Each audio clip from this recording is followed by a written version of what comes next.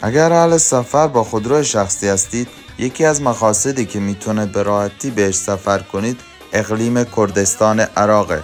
برای شروع سفر اول باید خودتون رو برسونید به مریوان.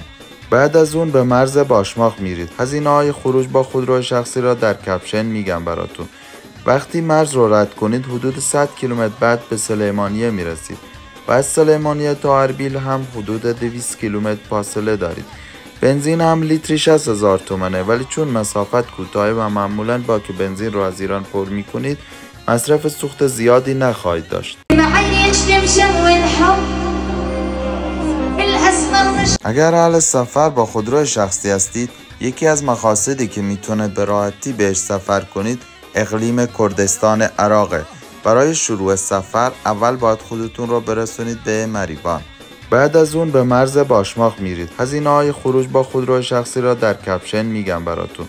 وقتی مرز رو رد کنید حدود 100 کیلومتر بعد به سلیمانیه میرسید و از سلیمانیه تا اربیل هم حدود 200 کیلومتر فاصله دارید. بنزین هم لیتری 60,000 تومنه، ولی چون مسافت کوتاهه و معمولاً با که بنزین رو از ایران پر میکنید مصرف سوخت زیادی نخواهید داشت.